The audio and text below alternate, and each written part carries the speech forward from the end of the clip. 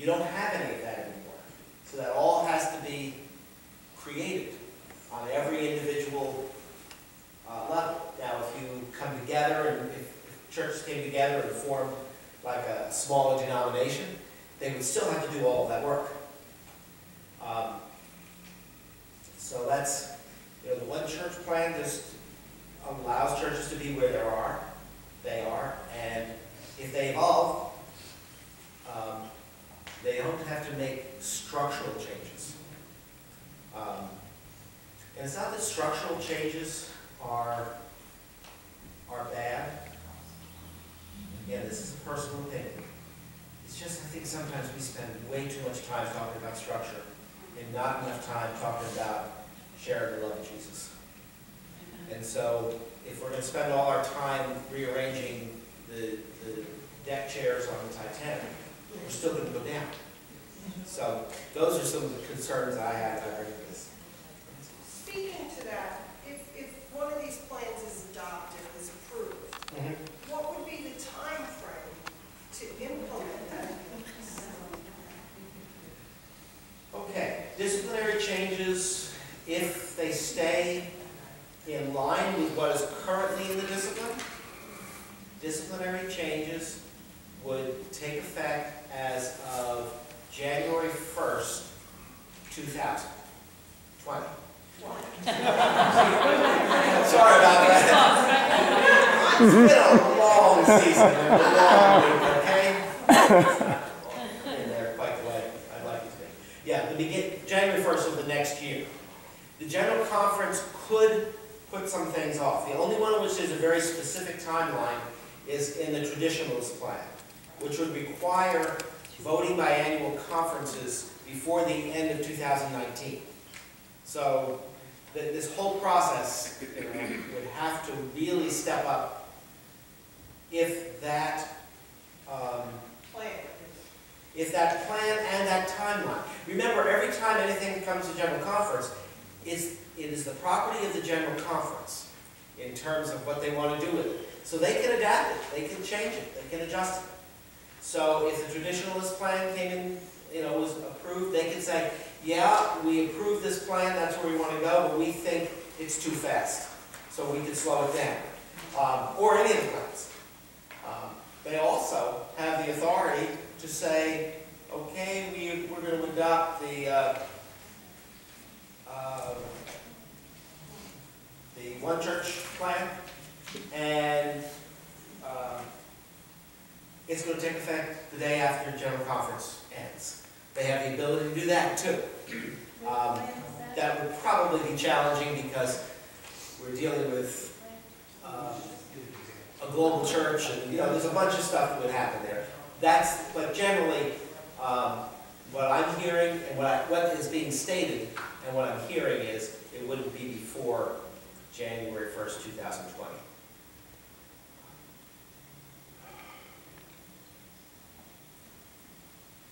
Other questions? If one of the more progressive plans is put forward, would at least the trials and the wasting of our money stop?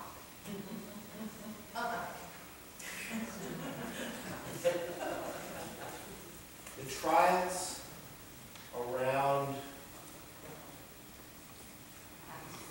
pastor, particularly, most of the trials are over pastors doing same-gender weddings. Right. That would no longer be a chargeable offense. So therefore, But is it retroactive? Right.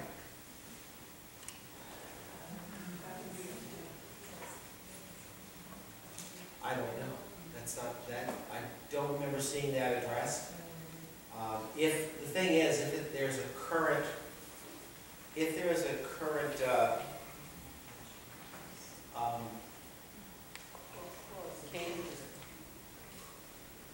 case that was moving forward,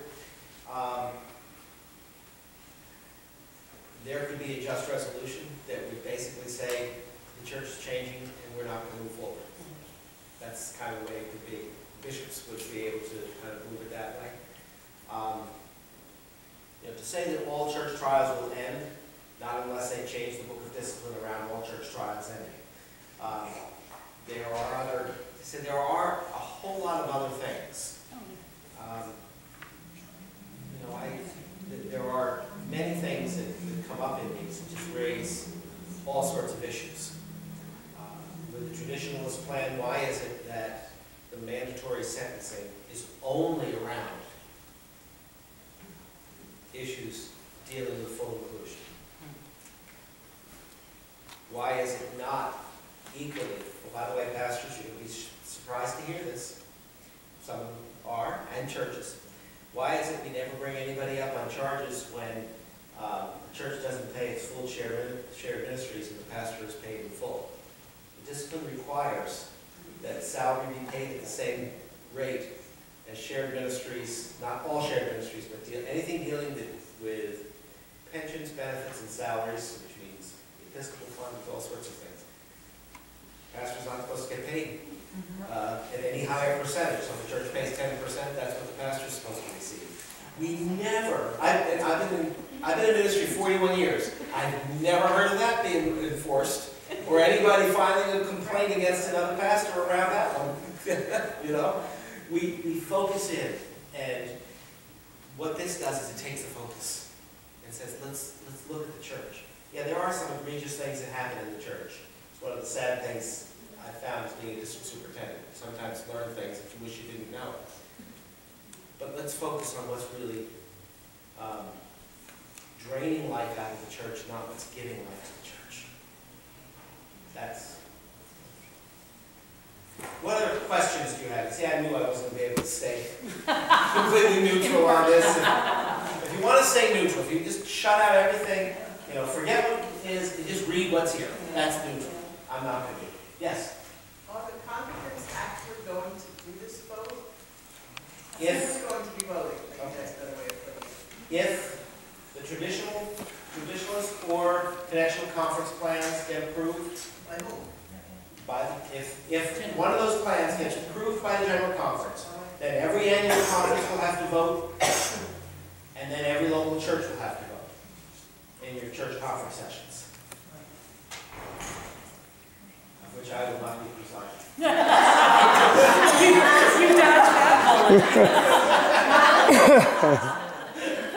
bullet. With months to spare. Yes, except I will be, my hope is to be in a local church, so I'll be work through these issues with the local church. But then you only have to do it.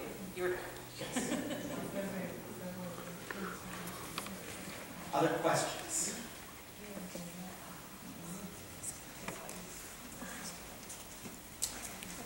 I have a question. Yes. What would you like us to go back and tell our churches about this?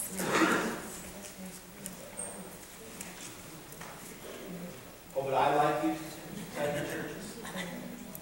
First thing is that whatever happens,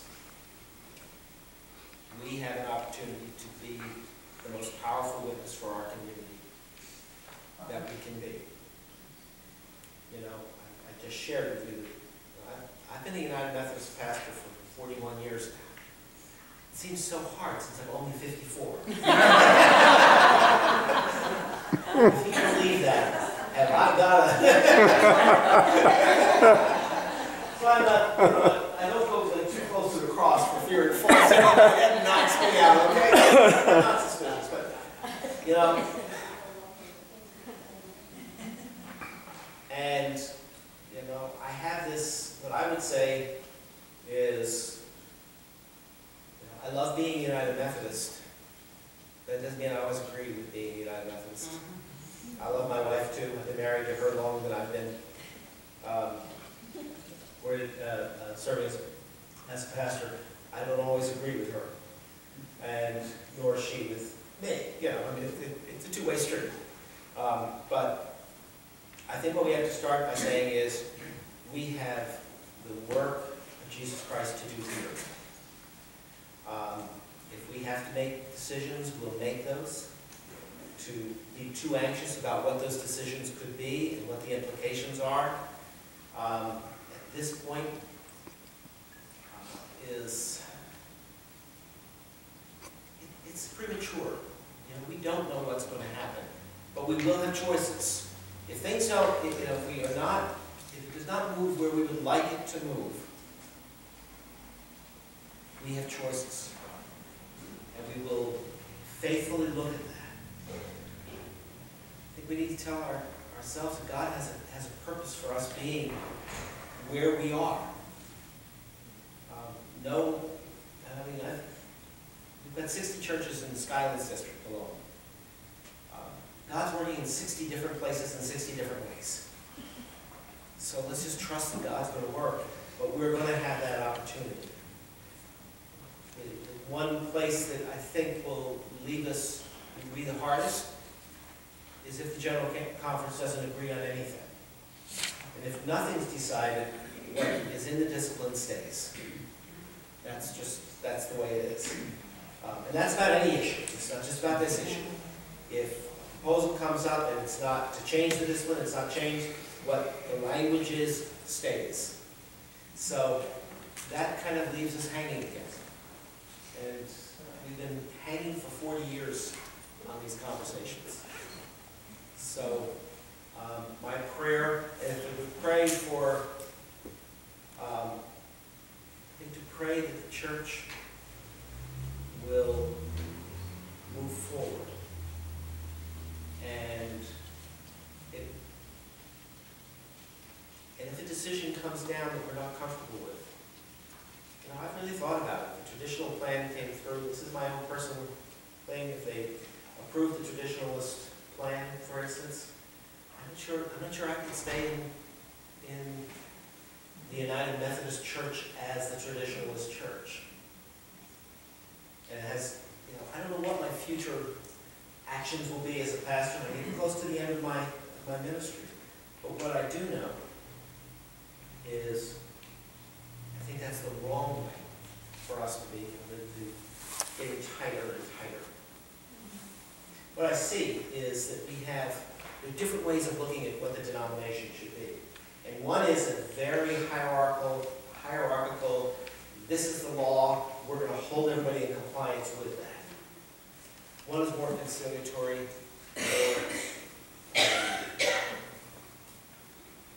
to me, more spirit-led. In my opinion, there are some people who feel that the other can be spirit-led.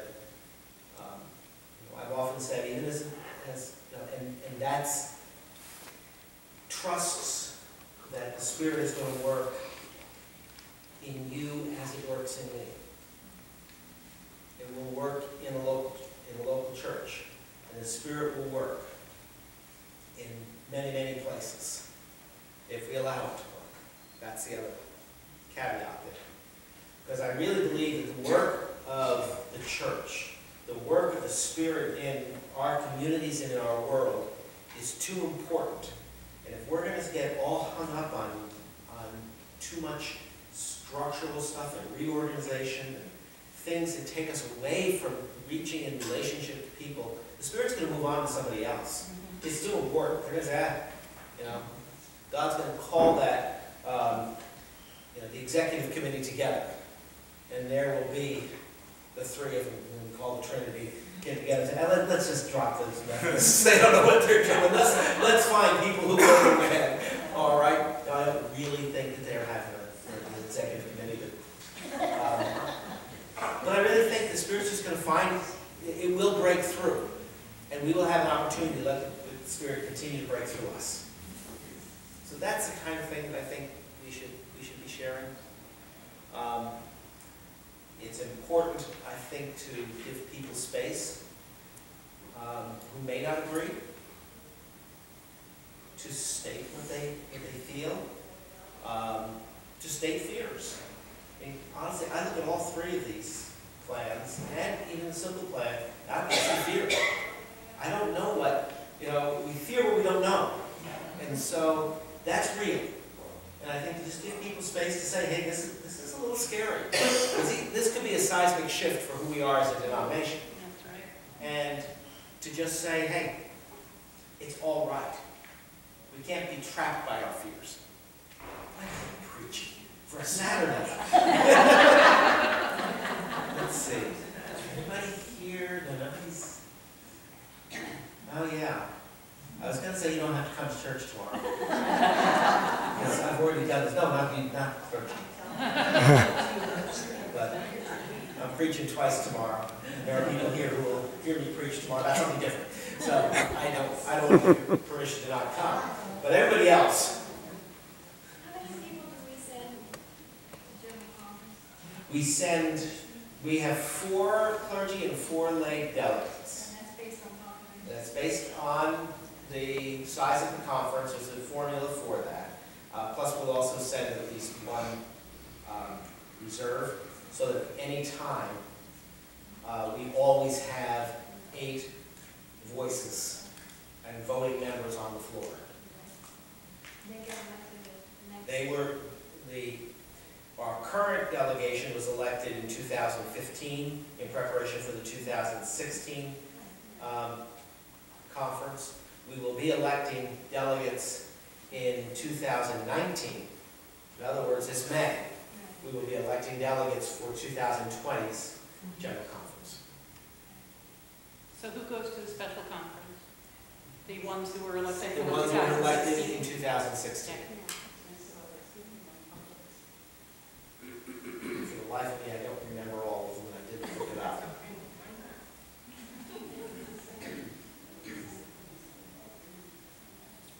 Other questions?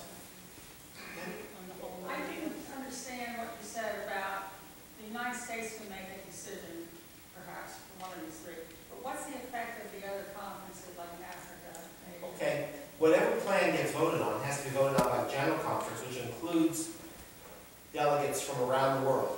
So they could- So Africa, Philippines, Europe, there may be 1 or 2, very few delegates that come from Central America, because we don't have a strong organizational presence. We've got more missional than we have organizational presence in Central America, and then all the United States. They make the decision, but then, let's say they make a decision at general conference that all churches will be painted bright yellow. Okay? The central conferences can say, no, we want to have our churches in our conference, our central conference, don't have to paint them yellow, and that's okay. See, because they can change the book of discipline based on their cultural context, but we do not have that option in the United States. Well, what are the chances then of what the United States decides going forward for the United States if the other areas can vote against it? Well, it's kind of, it's a little bit unknown what the effect of that is. One of the things is that the global church depends on the United States for financial sustainability. And I would love to say here, oh, we're all thinking about how is the Spirit going to work, but in many places it comes down to how are we just going to afford to be in existence. I know that, I have heard that while, there was a statement that came out recently from the African bishops, in which they supported a traditional definition of marriage, but they also have supported the one church plan. So they're saying for us, and in some of their countries, their cultural context, that is important, but what the bishops were saying is, we're not trying to say it has to be the same for the whole world. Now, whether or not that translates down, it's one of the sad parts of our United Methodist Church right now, and that is we have people who are lobbying and doing all sorts of raising money and promising all sorts of things. If you only vote my way, we'll support this, we'll give you money. But one of the things is that for instance, of our global work, if we pulled 25% of the funding out because we had just 25% of our churches decided to leave the United Methodist Church as we know it, that would strongly affect the development of the global church. So, I don't know. I wish we could get that part of it out, but it is a reality. And there are already things that, and one of the challenges, it's not the only area, one of the challenges we have, if you read the Book of Discipline, you'll see this whole huge section, for instance, on pensions. Pension only deals with the United States, because you cannot have a global pension system. It's all governed by individual nations. Now, I don't understand all the ins and outs of that, but that even means if you have an annual conference that crosses over the country's borders, that you'd have a different pension system for some pastors than others. It's very complicated. So we're always voting on these to begin with. So I don't know what the result of that will be.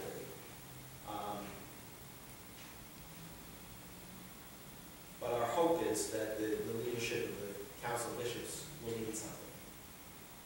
Because we need, what Bishop Scholler told me, and told us in the cabinet, and he's the only avenue I have into the Council of Bishops, and they didn't invite me to come in and observe.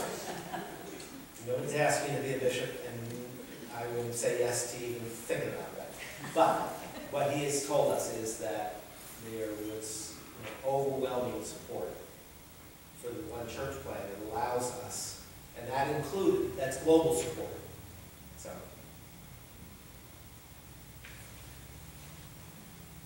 other questions? Any discussion?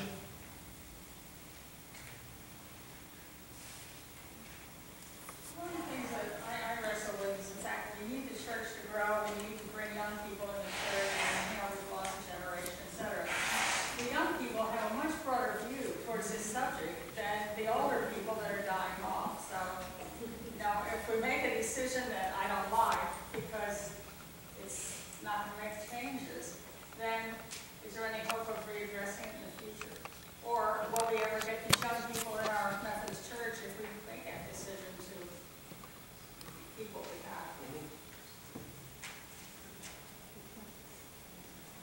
And along those same lines, I was thinking that the one thing that I'm thinking is absent in the one church plan, but maybe it really is there, hidden in a way, is that it's nice if the plan had a minimum water line that's constantly going to be pushed and elevated, so that as things change, it doesn't allow, just because a certain pastor comes here, that all of a sudden lets everything filter back down, and you keep having all that separatism, whatever, that it's constantly helping it to percolate and evolve, in a progressive fashion. But I guess I don't know. I don't know how. Yeah, I thought about that, and one of the things it's maybe hard for us to do at this time, not as United Methodists, just in our whole world. There's a certain amount of trust that has to go into this. Let's say the one church plan was adopted. And it does state in there is language that deals with the fact that bishops are required now to include in their consultation with churches around where the church is at in terms of their own positions on same-sex marriages happening within their buildings, receiving a pastor who is LGBTQ, all of those issues. And the bishop would be called on to be sensitive to that in making appointments. One of the things that I guess I would say about that, sitting there and making appointments, is one of the things we look at is, we want to move churches, but we don't look at a church that is very conservative, evangelical, and say, we're going to put a flaming liberal in there.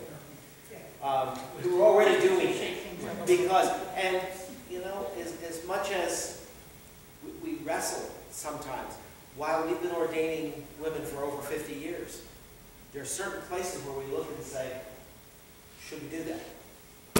Because of who the church is. That's part of, it's all part of the discernment. It's not like a hard, fast rule. I would love nothing better than to say that pastors will be appointed according to their gifts and graces and what they can bring to the church, and this is going to all work great. The problem with it is we deal with this thing called people, and people are all different. And so, you know, I've often said to some pastors, you know, wouldn't it be just so much easier to be a pastor if we didn't have to deal with people? You know? Because that's where the questions come, and people have differing opinions, and things change. So the trust is going to have to be that this consultation will happen, and that if a church is moving in a certain direction, and a pastor is not there, that would come into play, and they would just say to a pastor, hey, look, or to a church, where this pastor is not going to get appointed. They're going to look for somebody different because we think they're going to take you in a different direction than where you've been going. So I don't know how you legislate that. That's one of the challenges. That's a local church. Let's say our church, we're a Sutton church. Mm-hmm. If you want, when we want one classes, different classes, do we change our policy for this church in terms of weddings for gay couples? Because right now, Depends what your policy is now. okay, You could, you know, what the choices would be you could make a specific statement and equality. If you wanted to have an open altar for weddings, as we do for communion, you could just state that right out. You could just make no statement. and that would have to be done at the annual meeting of the church. Policy generally is set by church council, Okay. you know. And trust the church council has its pulse on what's going on in the church. Other questions, comments, additions, subtractions, multiplications, divisions? Sines, cosines, and tangents. I'll just come off on a nice little tangent here. If nothing happens. In your opinion, and your experience, how long do you think it will be before this issue comes up again for consideration for change? 1 year and 2 months. Yeah. Because it will come up at every general conference. And one of the things that I happened to be live streaming conference when this subject came up of referring this to the Council of Bishops. And there was a lot of impassioned debate around we have got to take this more seriously. We have to do this a different way. We need leadership that is not going to happen by just us sitting here and debating. I'm hoping that we're not going to be stuck with, okay, business as usual, and let's just, you know, because it's going to continue to come up. And as much as I wish, I don't think that's a good thing for the church. If nothing changes, it's going to have to be a good thing for the church. Because I don't think we can continue going the way we are and really be in ministry the way God's calling us to be in ministry. Are there churches now that perform gay weddings? United Methodist churches?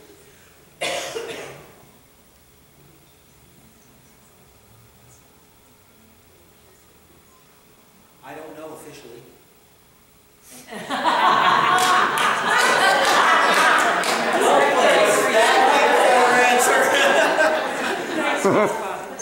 Yeah, well, let me just say this. Yes. Okay? I mean, officially, it's not like things get reported to me and we check up on these and, you know, this is